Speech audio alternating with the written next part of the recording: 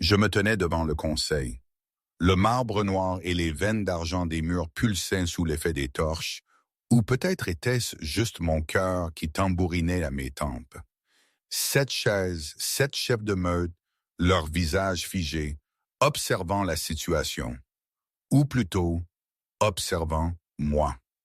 Comment en étais-je arrivé là, Mary Vance, la servante affamée de la tante Sophie, débattue comme un vulgaire objet par les figures les plus puissantes de Valdor, assise au cœur du royaume? 3 semaines plus tôt, jamais, jamais, je n'aurais pu imaginer une telle folie. Mon Dieu, le bal, c'était il y a seulement quelques jours, mais ça me semble une éternité. La salle de bal du château de Chambord, ses lustres flamboyants comme des étoiles volées, le rire et la musique résonnant dans les couloirs millénaires. Le bal des accouplements de la lune d'hiver, l'invitation la plus convoitée du royaume. Et moi, Marie, je me sentais écrasé contre le mur d'un corridor de service, ma vision brouillée. 3 jours que ma tante Sophie ne m'avait rien donné d'autre que des croûtes de pain rassis et de l'eau sale. Une punition, disait-elle, pour le crime impardonnable d'exister. Pierre, mon ami, avait chuchoté à mes côtés. « Tiens-toi droite, Marie. Si le maître d'hôtel te voit vaciller, il ira le dire à ta tante. » Facile à dire quand tes jambes sont des éponges. Je me suis forcé à raidir la colonne, malgré mes genoux tremblants sous ma pauvre robe de servante. À travers l'arche, je les voyais. La noblesse scintillante des 7 meutes de loups, drapés de soie et de velours, leurs yeux brillants à la chasse de leurs âmes complémentaires. Je n'étais rien de tout cela. J'étais rien. Juste 2 heures de plus, Pierre avait murmuré. Ensuite, on pourra filer aux cuisines. Je t'ai mis de côté un reste de ragoût de serviteur. Sa gentillesse me nouait la gorge. La voix stridente du maître d'hôtel avait percé le brouhaha. La table d'honneur demande plus de vin, et tout de suite. Mes mains tremblaient en soulevant le lourd décanteur de cristal. Son poids a fait danser des pointes noires devant mes yeux. Un pied après l'autre. C'était tout ce que je devais gérer. Un pied, puis l'autre, puis l'autre. Le parquet de la salle de bal s'étendait devant moi comme un océan à traverser. Les couples s'écartaient sur mon passage, m'enregistrant d'à peine. Pour eux, j'étais invisible, un fantôme traversant leur monde scintillant. J'étais à mi-chemin de la table d'honneur quand je l'ai ressenti. Une sensation de picotement à l'arrière de mon cou, comme des doigts effleurant ma peau. Quelqu'un me regardait. Pas un coup d'œil distrait, non, un regard d'une intensité qui m'a coupé le souffle. Contre ma meilleure intuition, j'ai levé les yeux, et le monde s'est arrêté. Il était assis au centre de la table d'honneur, élevé au-dessus de tous sur un trône de fer noir et de pierre de lune, le roi Alpha de Valdor. J'avais entendu des chuchotements à son sujet. Julien Noir, le plus jeune roi à jamais revendiquer le trône de fer, le loup qui avait uni les 7 meutes par le sang et la bataille avant ses 25 ans. Les rumeurs ne m'avaient pas préparé à la réalité. Il était taillé dans l'ombre et l'argent, ses traits si marqués qu'il semblait ne pouvoir couper, sa mâchoire bien définie sous une barbe naissante. Des cheveux noirs tombaient sur son front, et ses yeux, bon sang, ses yeux. Ils étaient de l'or pâle d'une lune d'hiver, fixés sur moi avec une intensité qui m'a volé l'air des poumons. Pourquoi me regarde-t-il? La pensée s'est éparpillée alors que ma vision se brouillait. Le décanteur est devenu incroyablement lourd dans ma main. Mes genoux ont fléchi sans avertissement, et le cristal a glissé de mes doigts. Je n'ai jamais touché le sol. Des bras m'ont rattrapé. Forts et incroyablement rapides, ils ont inséré ma taille avant que je ne puisse tomber. Le décanteur s'est brisé quelque part au loin. Du vin s'étalait comme du sang sur le marbre blanc, mais Marie l'a à peine enregistré. Tout ce que je pouvais sentir, c'était la chaleur. Une chaleur brûlante, écrasante, irradiante du corps pressé contre le mien. Je te tiens. La voix était grave, rauque, résonnant dans ma poitrine comme le tonnerre. J'ai forcé mes yeux à s'ouvrir et me suis retrouvé à fixer directement de l'or en fusion. Le roi Alpha me tenait.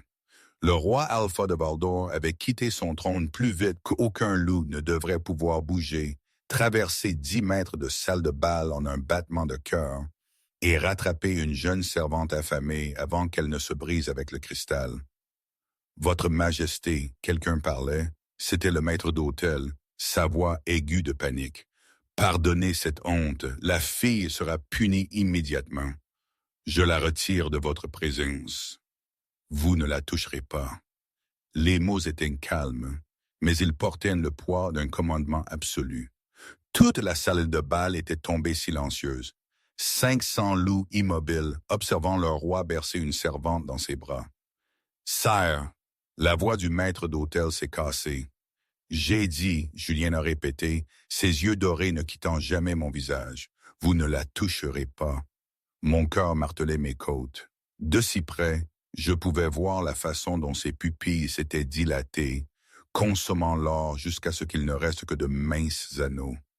Ses narines frémissaient, et j'ai vu le choc traverser son expression, puis la reconnaissance, puis quelque chose de plus sombre que je ne pouvais nommer. « Comment t'appelles-tu » a-t-il exigé. « Mary. » Le mot est sorti à peine un murmure.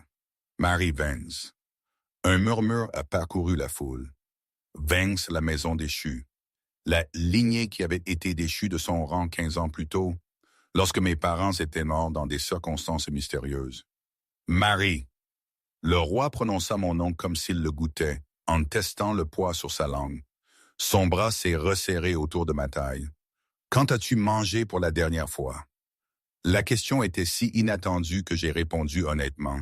« Il y a 3 jours, Votre Majesté. » Quelque chose de dangereux a jailli dans ses yeux dorés. J'ai senti sa poitrine vibrer contre la mienne, un grondement sourd et à peine contenu. Qui est responsable de cette fille? Sa voix a retenti dans la salle de bal silencieuse. La foule s'est écartée et tante Sophie s'est avancée, son visage pâle sous le fard. « Je suis sa tutrice, Votre Majesté, sa tante par alliance. Je vous assure que cette scène est entièrement de son fait. Vous l'avez affamée. Ce n'était pas une question. La bouche de tante Sophie s'est ouverte, fermée, rouverte. Votre Majesté, elle est simplement dramatique. Je lui ai donné tous. Je sens le mensonge dans votre souffle. » La salle de bal a éclaté en chuchotement. La capacité du roi Alpha à détecter la fausseté était légendaire, mais l'utiliser si publiquement pour humilier une noble devant toute la cour. Cette fille, Julien a continué, sa voix tombant à quelque chose de froid et de létal, ne quittera pas ce palais ce soir, ni aucune autre nuit. Mon cœur s'est arrêté. « Quoi ?» tante Sophie a balbutié. « Vous ne pouvez pas simplement prendre ma pupille. Je suis votre roi. » Julien a finalement détourné les yeux de moi, fixant tante Sophie de son regard doré avec une concentration de prédateur. Je peux faire tout ce que je désire, et je désire que cette femme reste sous ma protection. Pour quel motif? Tante Sophie a exigé, le désespoir brisant son calme. Le roi Alpha a souri. Ce n'était pas un sourire aimable. Pour les motifs qu'elle est à moi, le mot a percuté Marie comme une vague, noyant les halètements de la foule, les battements de mon propre cœur, tout sauf cette déclaration impossible résonnant dans les halls de marbre. À moi, j'ai ouvert la bouche pour protester, pour exiger une explication. Mais l'obscurité rampait déjà au bord de ma vision. La dernière chose que j'ai vue avant de sombrer dans l'inconscience était le visage du roi Alpha au-dessus du mien. Des yeux dorés brûlants d'une possession féroce et de quelque chose qui ressemblait terriblement à du triomphe. Je me suis réveillé dans la soie. La sensation était si étrangère que pendant un instant, je suis resté là, ma joue pressée contre un tissu plus doux que tout ce que j'avais jamais touché. Puis la mémoire est revenue en un flot. Le bal, la chute, les bras du roi autour de moi, sa voix déclarant. Je me suis redressé d'un bond, mon cœur battant la chamade. La chambre autour de moi était plus grande que tout le quartier des servantes que j'avais partagé avec Pierre. La lumière de la lune filtrait à travers des fenêtres, allant du sol au plafond drapé de damas argenté, illuminant des murs peints de scènes de loups courant à travers des forêts nocturnes. Le lit sous moi était un vaste océan de draps blancs et de fourrure, assez grand pour 10 personnes confortablement. Vous êtes réveillé. Mon regard a basculé vers le coin de la pièce. Une femme était assise dans une chaise à dossier haut, ses cheveux argentés enroulés sur le sommet de sa tête, son visage buriné aimable malgré ses angles vifs. Elle portait les robes bleu foncé d'une guéresseuse royale. Où suis-je? Ma voix est sortie rouillée, ma gorge sèche. La tour du roi, a répondu la femme, se levant pour verser de l'eau d'une carafe en cristal. Je suis Dr. Lees, la médecin personnelle de Sa Majesté. Vous avez été inconsciente pendant près de 14 heures. 14 heures. J'ai appuyé une main sur mon front, luttant contre les vertiges qui me tourbillonnaient encore dans la tête. Le roi. Buvez d'abord, a dit Dr. Lees. Elle a pressé le verre dans mes mains, puis m'a posé des questions. L'eau était froide et propre, et j'ai dû me forcer à ne pas la boire comme un animal affamé. Mon estomac s'est contracté douloureusement, me rappelant sa vacuité. Petite gorgée, a prévenu Dr. Lees. Votre corps a besoin de temps pour se souvenir comment assimiler la nourriture. À propos de cela, elle a soulevé un plateau d'argent de la table de chevet, révélant du bouillon et du pain. Mangez lentement. Le roi a été très précis concernant vos soins. Mes mains tremblaient autour du verre. Pourquoi suis-je ici? Pourquoi a-t-il dit que j'appartenais à... La porte s'est ouverte sans avertissement. Je l'ai senti avant de le voir. Cette même conscience picotante que j'avais ressentie dans la salle de bal, la sensation d'être fixé par une force invisible. Puis Julien Noir est entré dans la chambre et tout l'air est sorti de mes poumons. Il avait troqué sa tenue de cérémonie contre des vêtements plus simples. Un pantalon noir, une chemise blanche ouverte au col, mais il n'en paraissait pas moins dangereux. Au contraire, cette tenue décontractée soulignait la puissance prédatrice enroulée dans chaque ligne de son corps. « Laissez-nous », a-t-il dit à Dr. Lees. La guérisseuse s'est inclinée et est partie sans un mot. La porte s'est refermée derrière elle avec un léger clic qui a sonné à mes oreilles comme le scellage d'un tombeau. « Vous devriez manger. » Le regard du roi s'est posé sur le plateau intact. Dr. Lees serait mécontent. « Pourquoi suis-je ici? » La question a jailli avant que je ne puisse la retenir. Je serrai le verre fermement, l'utilisant comme une ancre contre les tremblements qui menaçaient de m'envahir. Julien s'est approché. Chaque pas était mesuré, délibéré, comme un loup approchant une proie qu'il ne souhaitait pas effrayer. Quand il a atteint le bord du lit, il s'est arrêté, ses yeux dorés parcourant mon visage avec une intensité troublante.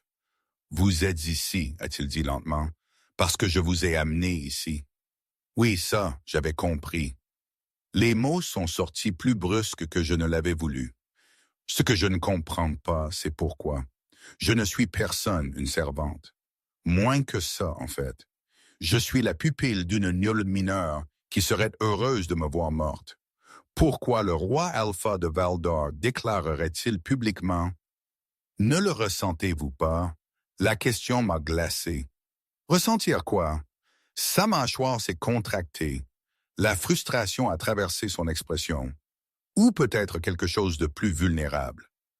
Quand je vous ai touché dans la salle de bal, n'avez-vous rien senti? Ma bouche s'est asséchée. J'avais senti quelque chose, la chaleur accablante, la façon dont mon cœur s'était emballé, au-delà de la simple explication de la peur, l'étrange attraction vers lui qui bourdonnait encore sous ma peau. Je ne sais pas de quoi vous parlez, ai-je menti. Vous oubliez que je peux sentir la tromperie. La chaleur a inondé mes joues. Alors peut-être devriez-vous cesser de poser des questions dont vous connaissez déjà les réponses.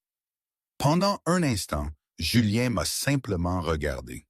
Puis, de manière inattendue, le coin de sa bouche a tressauté. Vous avez une langue bien pendue pour quelqu'un dans une position aussi précaire. Position précaire.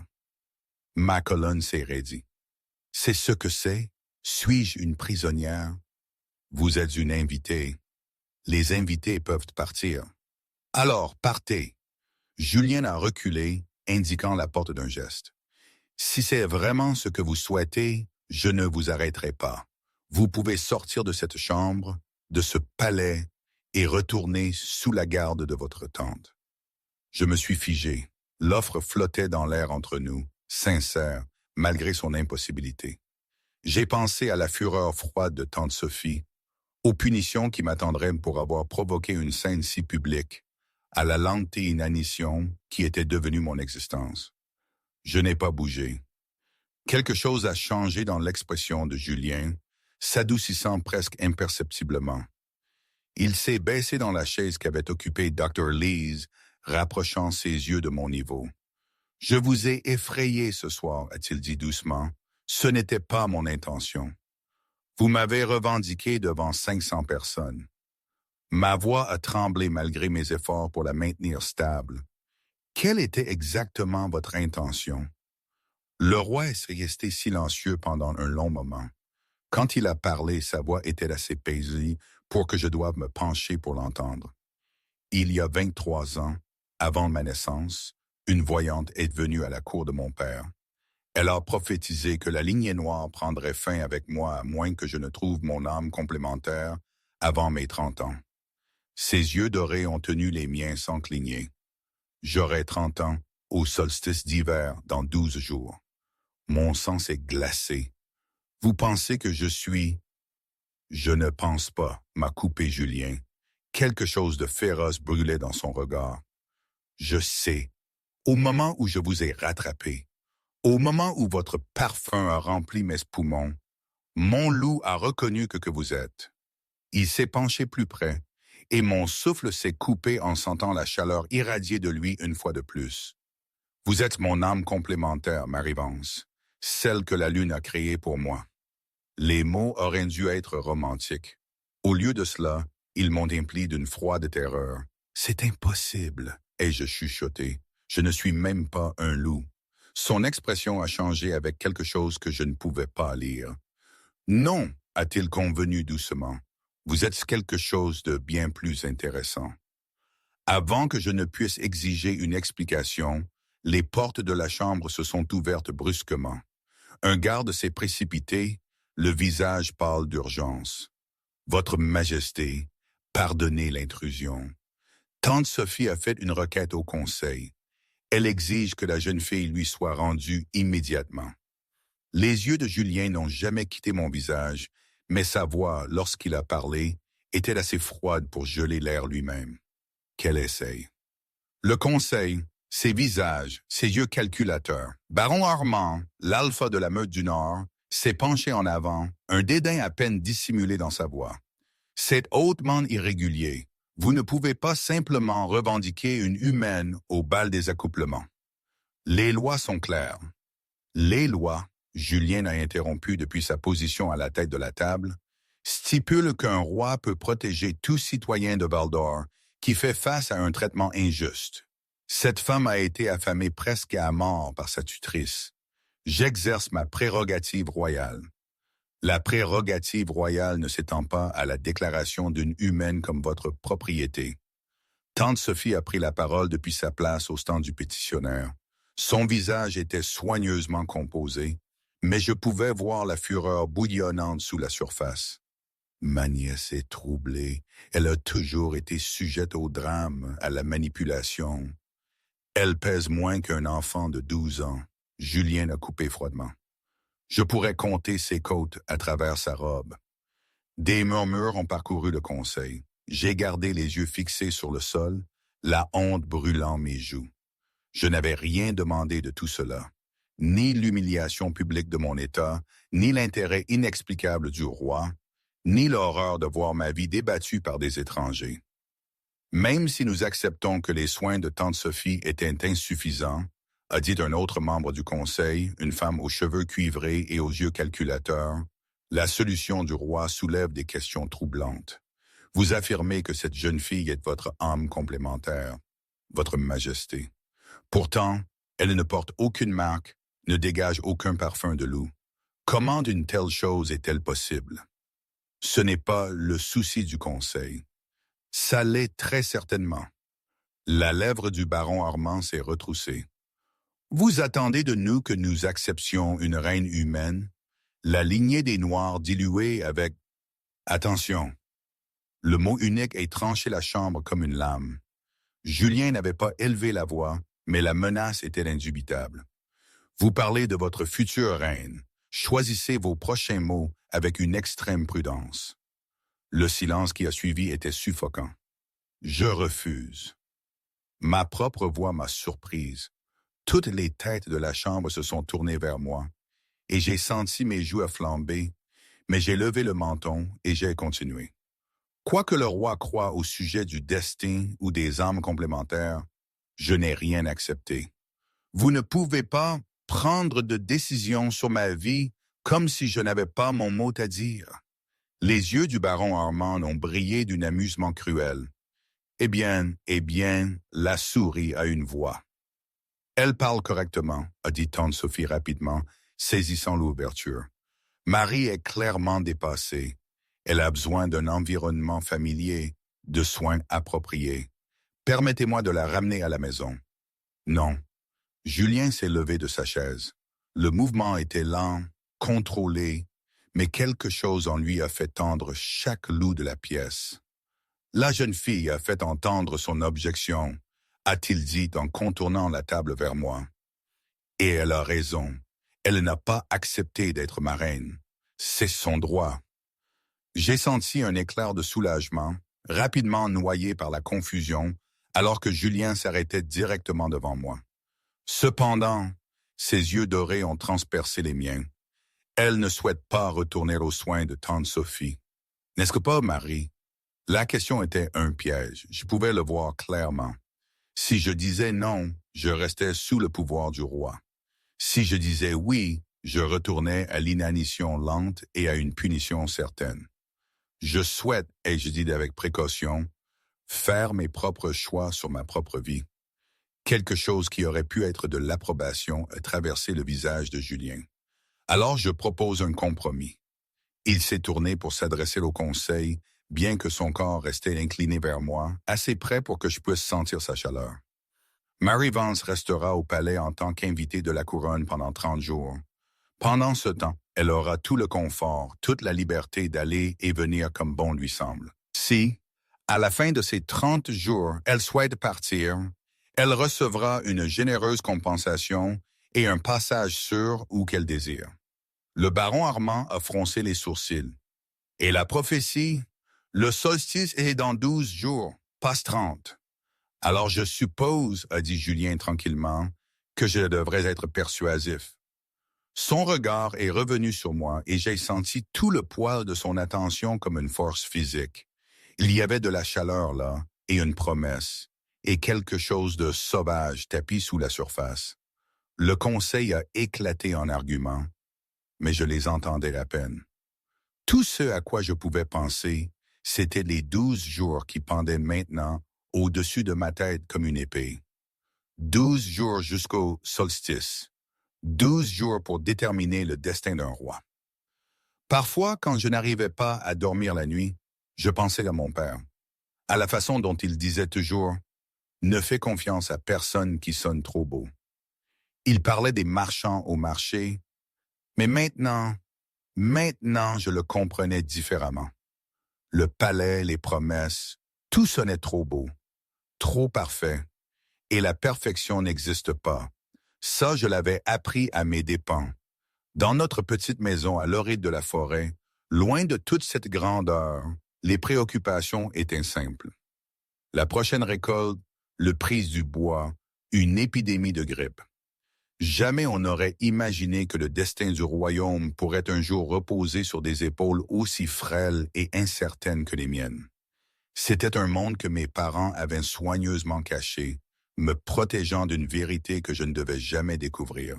Et je me demandais ce qu'ils auraient pensé de tout ce cirque. Pause, commentaire personnel. Honnêtement, je dois vous avouer que tout cela, c'est complètement absurde, non? Je veux dire, vous vous rendez compte? Moi, Marie-Vance, une servante qui n'a même pas pu manger correctement pendant des jours, me retrouver au centre d'une prophétie millénaire avec un roi loup qui déclare que je suis son âme complémentaire? Et tout ça parce qu'il a senti quelque chose. Dans ma petite vie d'avant, si quelqu'un m'avait raconté ça, j'aurais ri à m'en faire mal au ventre. J'aurais dit, le pauvre, il a pris un coup de ce soleil ou il a trop bu. Mais là, c'était réel.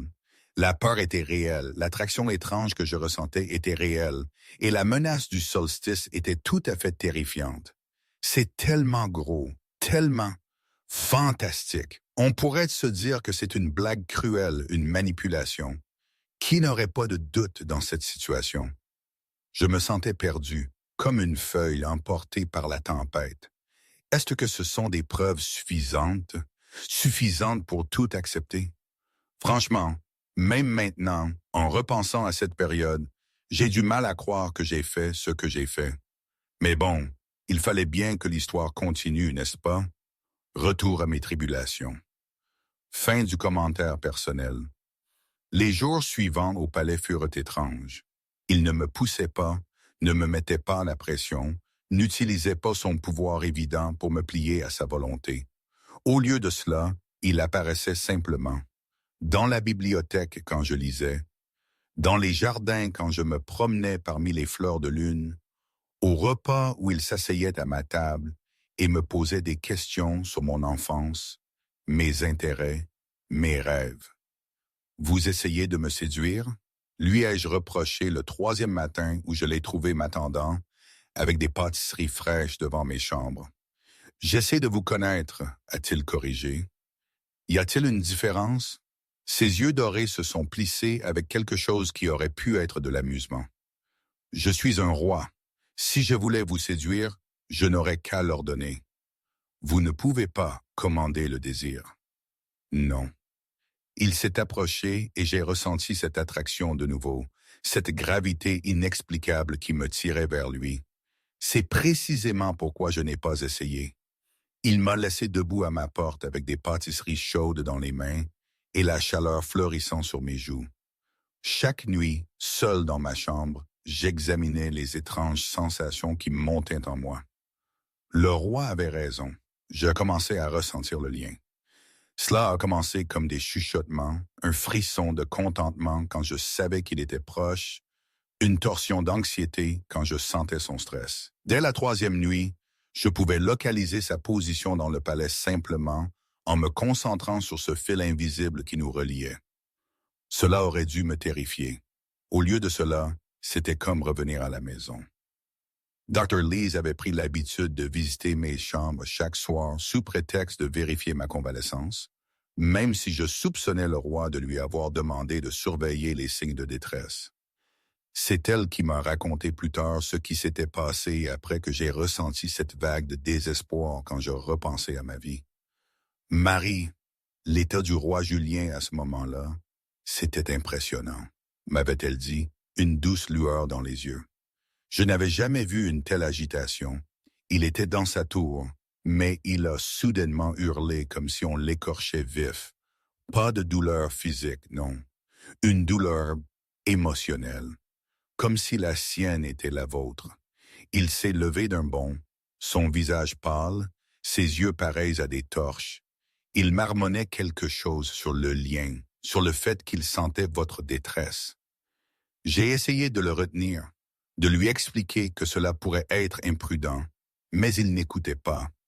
Il a juste dit « Elle a besoin de moi » et il a fondu dans les couloirs. Les gardes et moi avons eu du mal à suivre son rythme. C'était comme si une force invisible le tirait à travers le palais. Je crois que son loup l'a guidé directement vers vous. C'est le lien, Marie, et il est d'une puissance que je n'avais pas vue de mon vivant. Ce soir-là, Dorlees m'a également parlé de ma nature. « Vous ne mangez pas », avait-elle dit. « Je ne suis pas affamé ce soir », avais-je admis.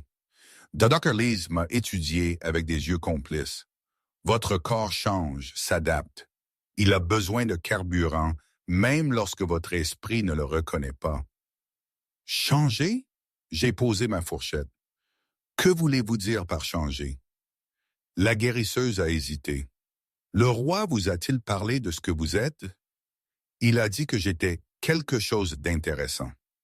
Ma mâchoire s'est serrée au souvenir. Il n'a jamais expliqué ce qu'il voulait dire. Ce n'est pas à moi de le faire. S'il vous plaît. J'ai tendu la main vers la main de la femme âgée. Tout le monde dans ce palais semble savoir quelque chose sur moi que je ne sais pas. Je suis fatigué d'être tenu dans l'ignorance. Dr. Lees est restée silencieuse un long moment. Puis elle a soupiré.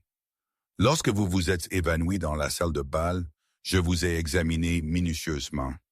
Votre corps ne montre aucun signe d'héritage lupin, pas de sens aiguisé, pas de guérison accélérée, pas de capacité de transformation. Alors, comment puis-je être son âme complémentaire? C'est la question. Le visage buriné de Dr. Lees était troublé. Il y a un pouvoir en vous, Marie. Quelque chose de dormant, quelque chose de supprimé. Je crois qu'il est lié depuis l'enfance. Le froid a envahi mes veines. Lié par qui? Cela, je ne peux le dire, mais le lien avec le roi est en train de le réveiller.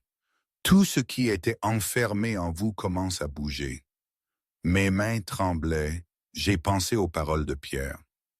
Elle ne vous en veut pas seulement, elle vous craint. Qu'arrive-t-il quand il se réveille complètement? Dr. Lees a secoué lentement la tête. Je ne sais pas. Personne ne sait. Quoi que vous soyez enfant, cela n'a pas été vu depuis très, très longtemps. Cette nuit-là, j'ai rêvé. Je me tenais dans une forêt d'arbres argentés, leur écorce luisante comme du clair de lune solidifié. Un loup m'attendait au bout du chemin, massif, noir comme la nuit, avec des yeux d'or brûlants. Julien. Je savais que c'était lui sans qu'on me le dise.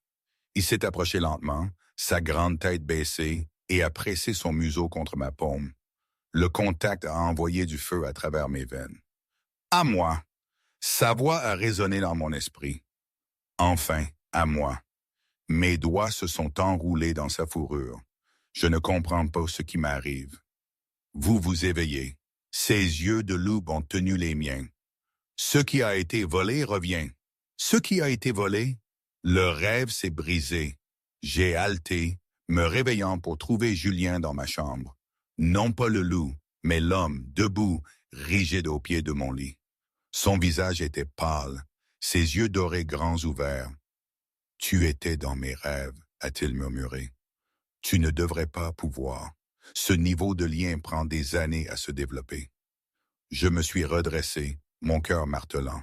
« Tu ne peux pas simplement entrer dans ma chambre au milieu de la nuit. » Je ne suis pas entré. J'étais déjà là. Il a secoué la tête, l'air presque hébété. Mon corps est venu ici pendant que je dormais. Le lien m'a tiré vers toi. Je l'ai regardé fixement. Au clair de lune qui filtrait par mes fenêtres, je pouvais voir qu'il ne portait qu'un pantalon de pyjama, torse nu, pieds nus. Il était vraiment venu ici inconsciemment, attiré par la connexion impossible qui existait entre nous. Cela ne peut pas continuer, ai-je murmuré. Non. Il s'est approché et j'ai constaté que je ne pouvais pas reculer. Cela ne peut que s'approfondir. Julien. Dis-le encore. Sa voix était devenue rauque et affamée. Mon nom, dis-le. Julien, le mot a quitté mes lèvres avant que je ne puisse le retenir. Il a frissonné, ses yeux se fermant brièvement. Quand ils se sont ouverts, l'or avait entièrement avalé le noir, et il me regardait comme un homme mourant de soif. « J'essaie, a-t-il haleté, de te donner du temps, de te laisser choisir cela, mais le lien, mon loup, il s'est interrompu, ses mains serrées sur ses flancs. Je pouvais voir les tremblements parcourir son corps, l'effort visible de sa retenue. « Que veut votre loup ?» me suis-je entendu demander. Mauvaise question. Je l'ai su au moment même où les mots ont quitté ma bouche. Julien s'est déplacé plus vite que je ne pouvais le suivre. Un instant, il se tenait au pied de mon lit. L'instant d'après, il était devant moi, ses mains encadrant mon visage, son souffle chaud contre mes lèvres.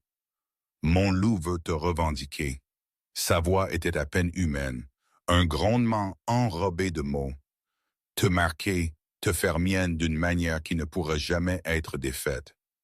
Mon cœur aurait dû se figer de terreur. Au lieu de cela, il s'est emballé avec quelque chose de bien plus dangereux.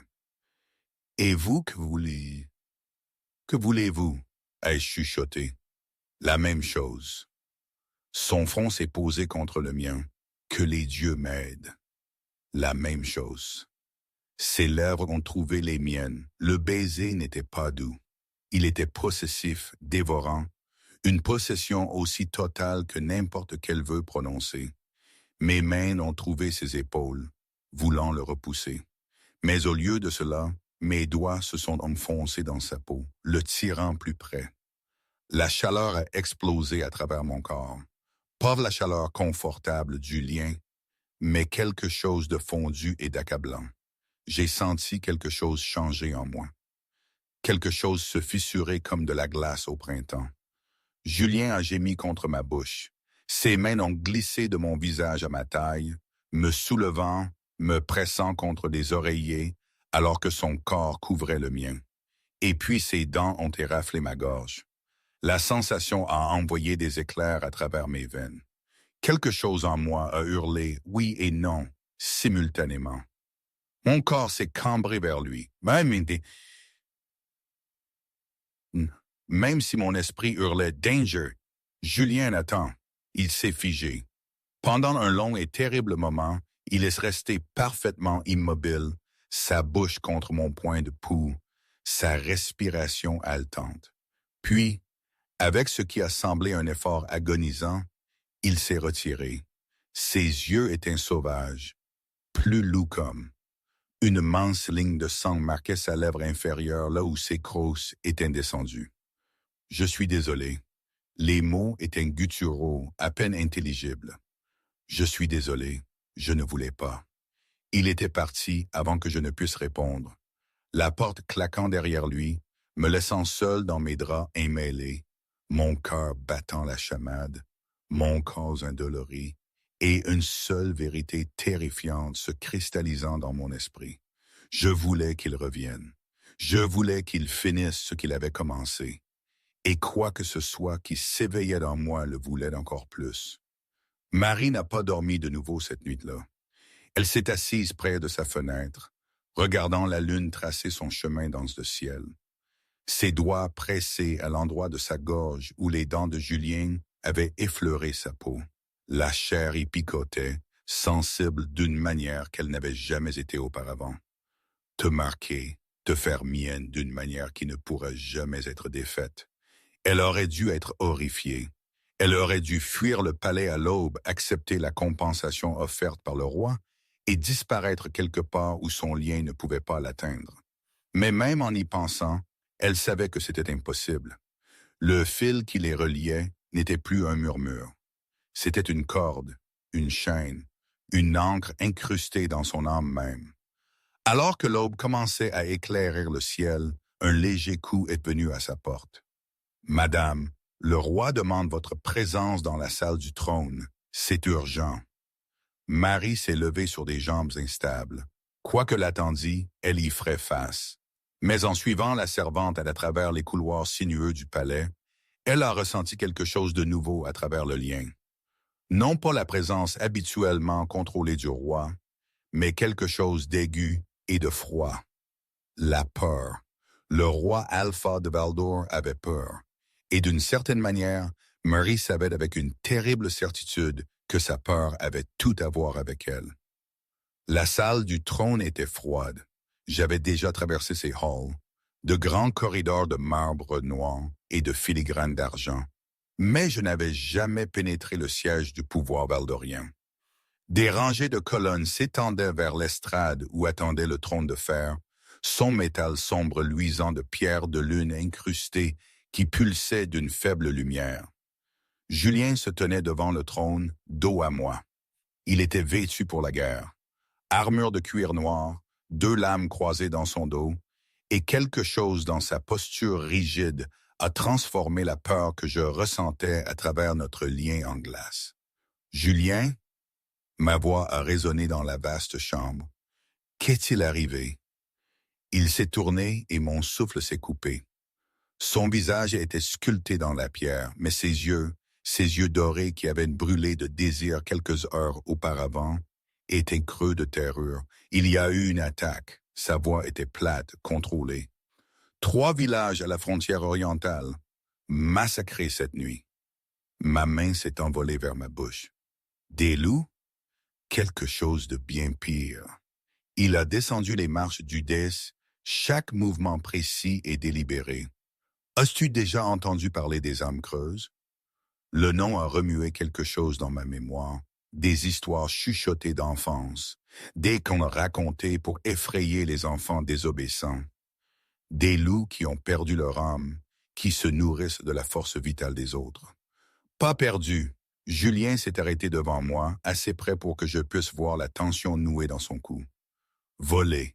Il existe un rituel ancien et interdit qui peut arracher l'âme d'un loup et ne laisser derrière que la faim, que la destruction. Pourquoi me racontes-tu ça? Sa mâchoire s'est contractée. Parce que les attaques n'étaient pas aléatoires. Les villages qui ont été frappés, ils formaient une ligne, un chemin. Un chemin vers où? Ici. Ses yeux dorés ont transpercé les miens. Vers toi. Les mots n'avaient pas de sens, ne pouvaient pas avoir de sens. C'est impossible. Personne ne savait même que j'existais avant 4 jours. Quelqu'un savait. La main de Julien s'est levée pour encadrer mon visage, son pouce traçant ma pommette avec une tendresse désespérée. Quelqu'un a toujours su, et ils viennent te chercher, Marie. Avant que je ne puisse répondre, les portes de la salle du trône se sont ouvertes avec fracas. Le baron Armand est entré, son visage orageux. Derrière lui est venue tante Sophie, flanquée de 2 membres du conseil dont je n'avais jamais appris les noms. Votre Majesté, la voix du baron Armand était pleine d'une satisfaction à peine dissimulée. Nous avons terminé notre enquête sur des attaques. La piste de destruction mène directement au palais. Plus précisément, son regard a glissé vers moi avec un triomphe froid, vers elle. « C'est absurde !» a grogné Julien. « Est-ce que ça l'est ?» Tante Sophie s'est avancée, son calme se brisant pour révéler quelque chose de laid en dessous. Ma nièce a toujours attiré le malheur. La mort la suit comme une ombre. D'abord ses parents, maintenant ses villages. Mes parents sont morts dans un accident, ai-je interrompu, ma voix tremblante. Vraiment, le sourire de ma tante était tranchant comme du verre brisé. C'est ce que vous croyez? La salle du trône est tombée silencieuse. J'ai senti le sang quitter mon visage. Qu'est-ce que tu dis? Je dis, chère nièce, que tes parents ne sont pas morts dans un accident de carrosse. Les yeux de tante Sophie ont brillé de 15 ans de ressentiment accumulé. Ils ont été exécutés sur ordre du précédent roi Alpha lui-même. Non, le mot est sorti comme un murmure. C'est un mensonge. Ton père était un érudit qui a découvert quelque chose qu'il n'aurait pas dû. Ta mère était... Sophie a fait une pause, savourant le moment. Quelque chose qui n'aurait jamais dû exister. Et toi, Marie... Marie, Marie, tu es l'abomination qu'ils ont créée ensemble. Julien s'est interposé, son corps formant un mur de fureur protectrice. Assez! Les gens méritent de savoir ce que vous avez amené dans votre palais. La voix du baron Armand a résonné dans la chambre. Ce que vous avez revendiqué comme votre âme complémentaire. C'est la fille d'une luminaire, une créature de pur clair de lune qui n'a pas foulé ce royaume depuis 1000 ans. Son existence même est un affront à l'ordre naturel. Luminaire. Le mot a résonné dans ma poitrine comme une cloche frappée. Quelque chose en moi l'a reconnu, y a répondu, s'est agité dans son sommeil. Son pouvoir a été lié à la naissance, a continué Sophie sans relâche. Mais le lien est en train de faiblir. Chaque jour qu'elle reste près du roi, leur lien alimente son éveil. Et quand elle émergera pleinement, elle sera magnifique. La voix de Julien a traversé les mots venimeux de ma tante comme une lame. Elle sera exactement ce qu'elle est née pour être. Il s'est tourné pour me faire face, Et dans ses yeux, je n'ai vu aucune peur, aucune hésitation, seulement une certitude féroce et brûlante. « Je me fiche de ce que tu es », a-t-il dit doucement pour mes oreilles seules. « Je me fiche de ce qu'ils disent. Tu es à moi, Marie. Rien ne changera cela. Julien, les âmes creuses viennent te chercher. Ils veulent ton pouvoir, ta lumière. Je ne les laisserai pas l'avoir. » Ses mains ont encadré mon visage, son front pressé contre le mien. « Mais j'ai besoin que tu me fasses confiance. Peux-tu faire cela? » Chaque partie rationnelle de moi criait que c'était de la folie. Je connaissais cet homme depuis 4 jours. 4 jours de confusion et de peur, et ce lien impossible et consumant qui défiait toute logique. Mais sous la peur, sous le doute, quelque chose de plus profond a parlé. « Il est à toi », a-t-il chuchoté, « comme tu es à lui. »« Oui », ai-je murmuré, « je te fais confiance. » Le soulagement a inondé ses traits, puis son expression a changé, devenant quelque chose de primitif et d'urgent. « Le lien de ton pouvoir se fissure », a-t-il dit rapidement. « Quand il se brisera complètement, la déferlante sera écrasante.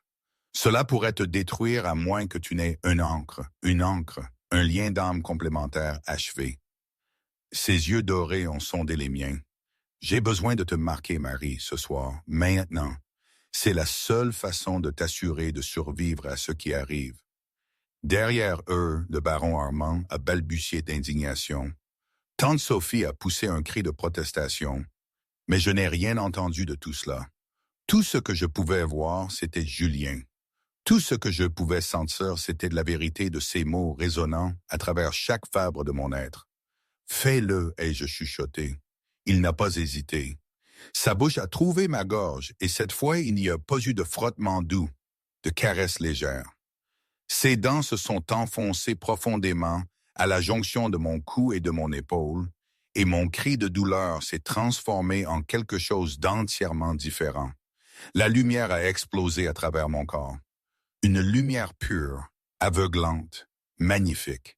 J'ai senti le lien qui avait emprisonné mon pouvoir pendant 23 ans se briser comme des chaînes de verre. J'ai senti l'âme de Julien s'écraser dans la mienne. 2 moitiés de quelque chose d'ancien enfin réunies. Et j'ai senti avec une terrible clarté les âmes creuses aux portes du palais. Elles étaient arrivées. La lumière s'est estompée lentement, me laissant haletante dans les bras de Julien. Tout était différent. Le monde s'était aiguisé avec une netteté cristalline. Je pouvais entendre les battements de cœur résonner dans le palais, sentir la peur et la fureur émanant des membres du conseil rassemblés, sentir le clair de lune filtrant à travers les hautes fenêtres comme une caresse sur ma peau. « Marie !» La voix de Julien était rauque, étrange. « Tes yeux !» J'ai vu mon reflet dans la surface polie de son armure. Mes yeux, autrefois d'un brun commun, scintillaient maintenant d'une lumière argentée, comme si la lune elle-même avait élu domicile derrière mon regard. « Les âmes creuses », ai-je murmuré, la connaissance inondant mes sens nouvellement éveillés. Elles sont à l'intérieur des murs. L'expression de Julien s'est durcie. Il m'a relâché doucement, mais a gardé une main enroulée autour de la mienne, leur lien bourdonnant entre eux comme un fil électrique. « Combien ?» J'ai fermé les yeux, tendant la main vers l'obscurité, pressant contre les bords de ma conscience. Froid, vide, affamé. Les âmes creuses éteignent des vides dans la trame de l'existence. Des dizaines, dans l'aile est les quartiers des serviteurs. Pierre, le nom m'a déchiré la gorge. Mon ami, mon seul ami, dormait dans ces mêmes quartiers. Garde! Le rugissement de Julien a résonné dans la salle du trône. Aie-les, maintenant! Mais même pendant que les guerriers sortaient des ombres, j'ai ressenti quelque chose de pire. Une présence derrière les âmes creuses, les contrôlant, dirigeant leur fin. Une présence que je reconnaissais. Tante Sophie. Je me suis tourné pour faire face à la femme qui avait fait de ma vie un enfer pendant 15 ans. Mais Tante Sophie ne se recroquevillait plus. Elle se tenait droite, ses yeux brillants d'une malice triomphante. « Tu le vois enfin, n'est-ce pas ?» La voix de ma tante avait changé, s'approfondissant en quelque chose d'ancien et de malsain. Il t'a fallu du temps, petite lumière. Tu les as créés. L'horreur m'a noué l'estomac. Les âmes creuses, tu les as faites. Je les ai récoltées. Sophie a commencé à faire le tour de la salle du trône, une âme à la fois. Pendant 15 longues années, construisant mon armée, attendant que ton pouvoir mûrisse. Pourquoi? Parce que les luminaires ne peuvent pas être tués, petite nièce, pas vraiment. Mais leur pouvoir peut être consommé. Le sourire de Sophie s'est étiré, trop large, inhumain. Ta mère a refusé de donner le sien volontairement. Elle est morte en te protégeant, versant le dernier de sa lumière dans un lien qui te garderait caché jusqu'à ton âge adulte. Des larmes y ont coulé sur mon visage. Tu as assassiné mes parents. Je les ai exécutés pour le crime de t'avoir créé. La forme de Sophie a commencé à changer. Des ombres s'enroulant autour d'elle comme des êtres vivants. Une abomination demi-race avec un pouvoir suffisant pour remodeler le monde. Ce n'est pas une arme! Julien s'est avancé, ses deux lames chantant hors de leur fourreau. C'est mon âme complémentaire. Ton âme complémentaire. Sophie a ri, le son comme des os brisés. Stupide garçon épris, tu as juste rendu cela plus facile. Le lien entre vous canalisera son pouvoir directement vers moi quand je la consommerai. Les ombres autour de Sophie ont explosé vers l'extérieur. Julien s'est déplacé pour intercepter, ses lames traçant des arcs argentés dans l'obscurité. Mais plus d'ombres sont venues, des vagues sans fin les repoussant. Julien, j'ai tendu la main vers lui à travers le lien et j'ai senti sa réponse. De l'amour féroce et inébranlable, même face à des obstacles impossibles. Cours. Sa voix a résonné dans mon esprit. Trouve Dr. Lees. Elle sait quoi faire. Je ne te quitterai pas. Tu dois, sa voix mentale s'est brisée de désespoir. Si elle prend ton pouvoir, tout le monde meurt. Promets-moi. Les ombres se sont refermées sur lui et j'ai senti sa douleur transpercer notre lien comme une lame dans ma propre chair. Non! Ai-je hurlé, la lumière jaillissant de mes mains instinctivement. Les ombres ont reculé. Pendant un instant glorieux, j'ai vu Julien se libérer, ses yeux dorés rencontrant les miens à travers le chaos. Puis le pouvoir de Sophie m'a percuté. Je me suis écrasé contre un pilier, ma vision brouillée. J'ai senti des mains froides saisir mes bras, me tirant vers l'obscurité. Si jolie lumière, Sophie a gloussé, son visage à quelques centimètres du mien. Voyons quel goût elle a. Des dents, aiguisées et monstrueuses, sont descendues vers ma gorge. Puis le feu a explosé dans la salle du trône. Non pas ma lumière argentée. C'était de l'or et du cramoisi. Les flammes d'un loup poussaient au-delà de toutes les limites. Le cri de guerre de Julien a secoué les murs de marbre alors qu'il déchirait les ombres. Son corps à moitié transformé en quelque chose de monstrueux et de magnifique. Il m'a arraché à l'étreinte de Sophie et a couru.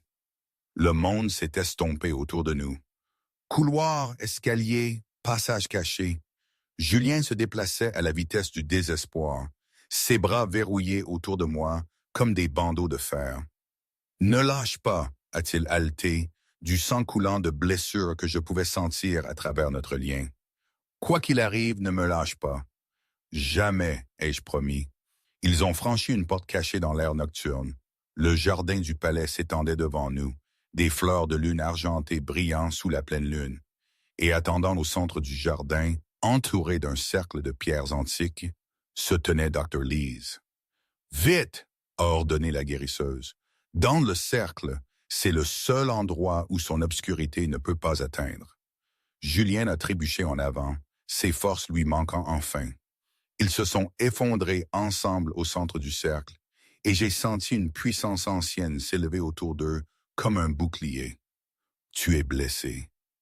Mes mains ont trouvé ses plaies, de profondes entailles qui pleuraient du cramoisi sur sa poitrine. Julien, tu es en train de mourir. Ça vaut le coup. Sa main ensanglantée a encadré mon visage, laissant des traînées sur ma joue. Tu es en sécurité. C'est tout ce qui compte. N'ose pas. Les larmes ont brouillé ma vision. N'ose pas me quitter. Je viens juste de te trouver. Son sourire était déchirant. Ma brave luminaire, ma lumière. Ses yeux ont commencé à se fermer. Non. J'ai pressé mes mains sur sa poitrine, souhaitant que la lumière argentée en moi guérisse, sauve. Fasse tout, sauf le laisser s'échapper. Ma Dr. Lees, aide-moi. Je ne peux pas. La voix de la guérisseuse était lourde de chagrin. Ses blessures sont au-delà de mes compétences. La seule chose qui pourrait le sauver maintenant est la pleine puissance d'une luminaire. Mais vous n'avez pas appris à la contrôler. La déferlante vous tuerait tous les deux. J'ai regardé le visage pâle de Julien, j'ai senti son rythme cardiaque faiblir à travers notre lien. J'avais un choix. Le laisser mourir et survivre pour me battre un autre jour, ou verser tout ce que j'avais pour le sauver et risquer de nous détruire tous les deux. Ce n'était pas un choix du tout. Marie, non. Dr. Lees a agrippé mon épaule. Vous ne comprenez pas ce que vous tentez. Je comprends parfaitement. Ma voix était stable malgré la terreur qui me parcourait. Je sauve mon âme complémentaire. Le plein éveil d'une luminaire n'est pas une chose douce. Le pouvoir que votre mère a lié, il a été compressé pendant 23 ans. Le relâcher d'un coup pourrait vous déchirer de l'intérieur. Alors dites-moi comment le contrôler. Le visage buriné de Dr. Lees s'est froissé. Votre mère était la dernière luminaire, et même elle. Ma mère a donné sa vie pour me protéger. J'ai pressé mes mains plus fermement contre la poitrine de Julien, sentant le léger battement de son cœur. Maintenant, je vais utiliser ce don pour le protéger. Dites-moi ce que vous savez. Au-delà du cercle, les ombres s'accumulaient. L'armée de Sophie attendant que le bouclier tombe. Votre pouvoir est le clair de lune fait cher, a dit Dr. Lees finalement. Il répond à l'émotion, à l'intention, mais il n'a pas de limite naturelle. C'est à la fois son don et son danger. Si vous vous y ouvrez complètement, vous devez trouver quelque chose pour vous ancrer, quelque chose d'assez fort pour vous maintenir à ce monde quand la lumière essaie de vous consumer. J'ai regardé le visage de Julien, ses traits marqués adoucis par l'inconscience. J'ai mon encre. Le lien est encore en formation. Cela pourrait ne pas suffire. Ça le sera. J'ai penché la tête, pressant mon front contre celui de Julien, parce que je refuse que ce soit autrement. J'ai fermé les yeux et j'ai tendu la main vers la lumière. Elle est venue comme un déluge. Tout ce que ma mère m'avait donné, tout ce qui avait été enfermé et supprimé et nié, est coulé en moi dans un torrent de pure radiance dévastatrice. J'ai crié alors que mon corps devenait un vaisseau pour un pouvoir qui n'aurait jamais dû être contenu dans une chair mortelle. Trop. Une partie lointaine de mon esprit a chuchoté. C'est trop. Mais alors j'ai senti Julien, son âme liée à la mienne par le lien que nous avions forgé, m'a ramené du bord de l'oubli. J'ai senti son amour obstiné, féroce, inébranlable, s'enrouler autour de moi comme une armure. Je te tiens, ma lumière. J'ai agrippé cette connexion de toutes mes forces et j'ai dirigé le flot de pouvoir vers lui. J'ai regardé ses blessures se refermer, les tissus se recoudre sous mes mains brillantes. J'ai senti son rythme cardiaque se renforcer, sa respiration s'approfondir, sa présence dans le lien retrouver sa pleine brillance.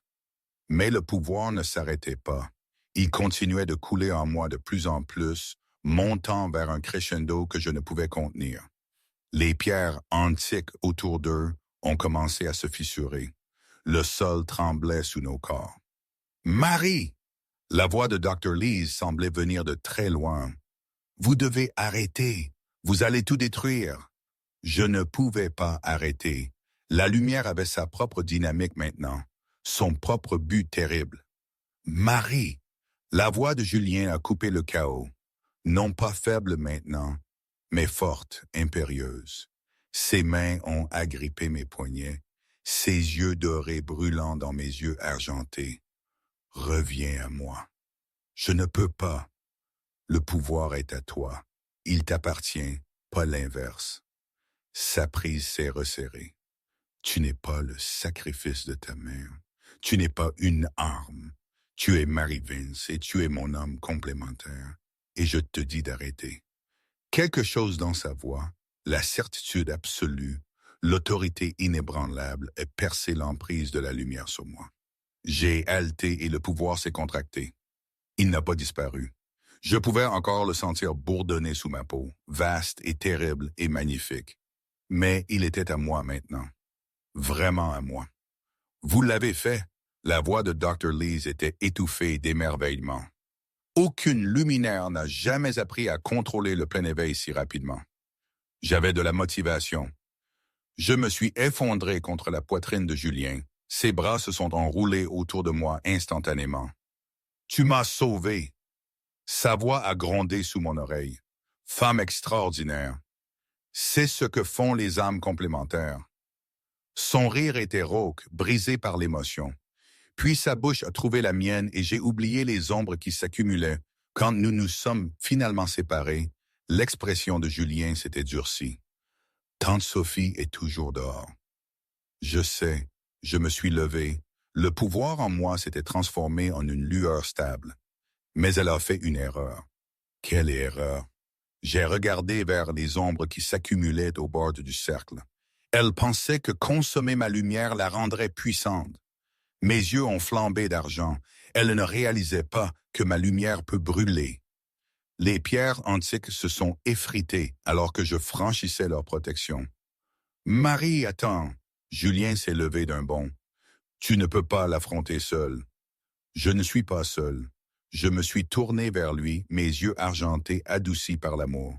« Je t'ai, mais c'est quelque chose que je dois faire. »« Si tu meurs, a-t-il dit brusquement, je te suis. Alors je suppose que je ferais mieux de ne pas mourir. » J'ai marché dans l'obscurité. Les âmes creuses m'ont encerclé instantanément, leur forme vacillant entre loup et ombre. Elles auraient dû me terrifier. Au lieu de cela, je n'ai ressenti que de la pitié. Vous étiez des loups autrefois. Vous aviez des âmes. La plus proche a bondi. La lumière a jailli de ma paume, la prenant en plein saut. Elle a hurlé d'agonie et de soulagement, et s'est dissoute en particules qui ont flotté vers le haut comme des esprits libérés. Reposez-vous maintenant. Je me suis déplacé dans le jardin comme une vengeance enveloppée de lumière stellaire.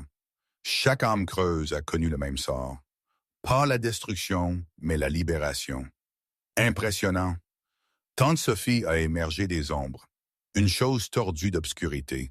Ses yeux des gouffres de noir absolu. Tu as appris vite, petite nièce. J'en sais assez. Tu as assassiné mes parents.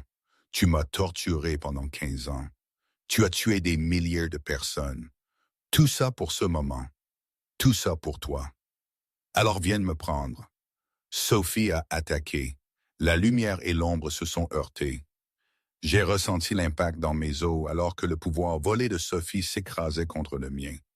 L'obscurité était vaste. 15 ans d'âme récoltée pressant contre ma lumière avec un poids écrasant. Elle est plus forte que moi.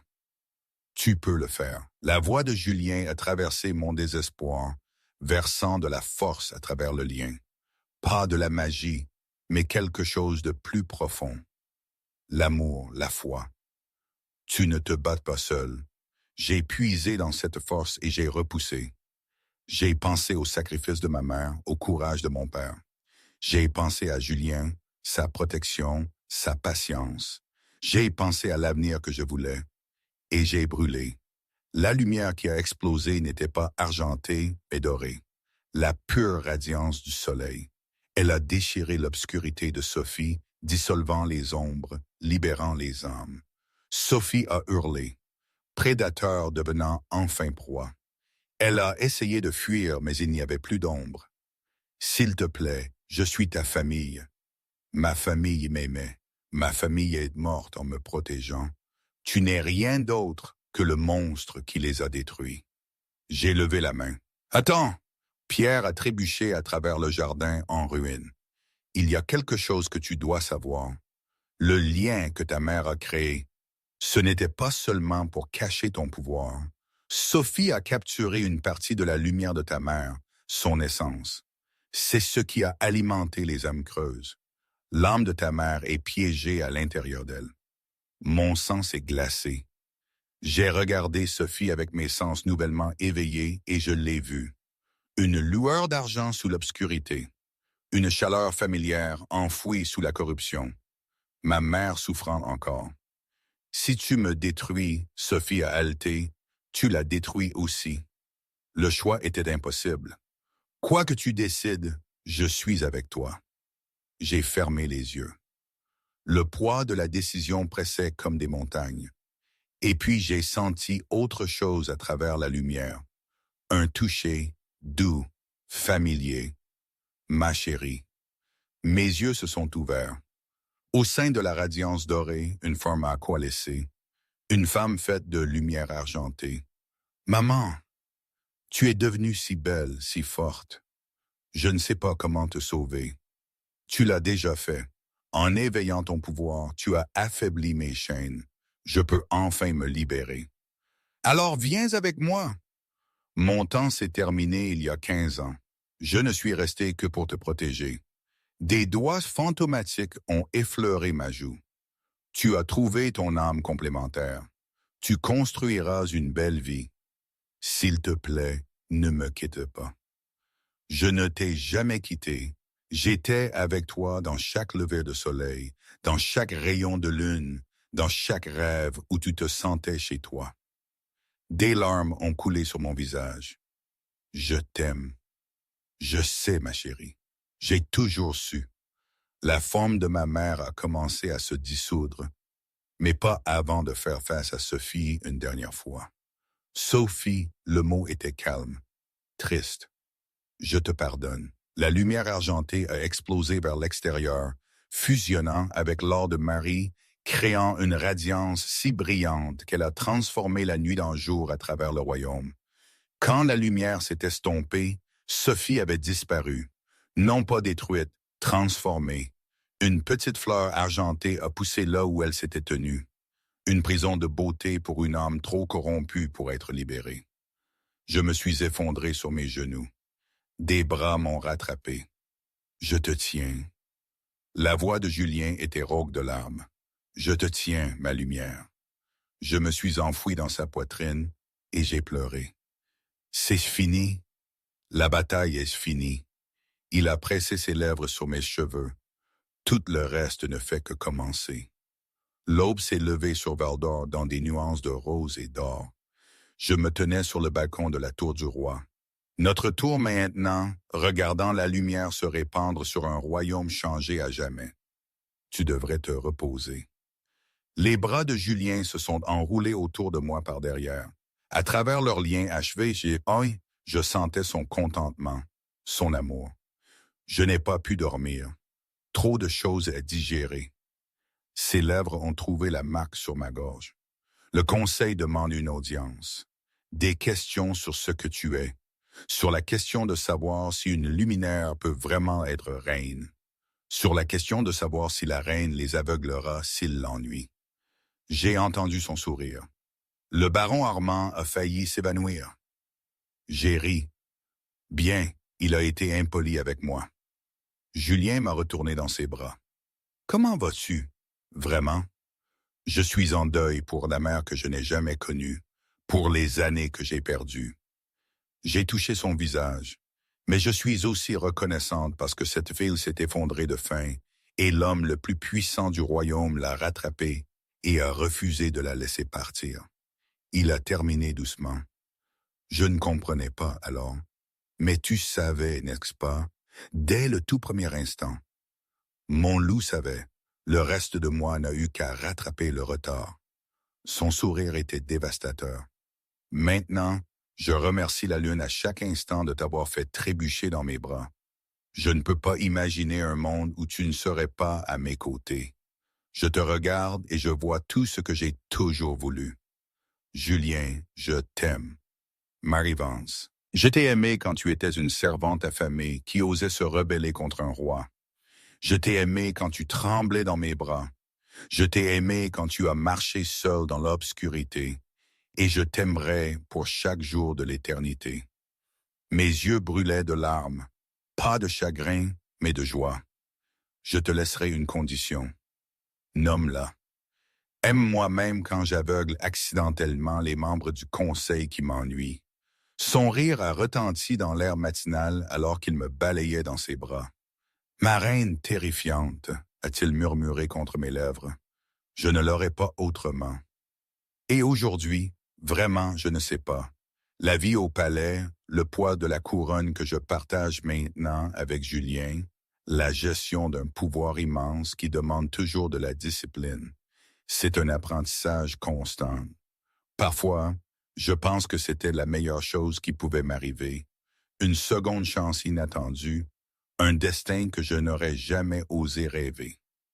D'autres fois, dans le silence de la nuit, je me demande si j'ai fait le bon choix, si le chemin de la puissance et de la royauté n'est pas une prison dorée déguisée. J'ai sauvé un royaume, oui, mais à quel prix? Celui de ma simplicité passée, de l'anonymat.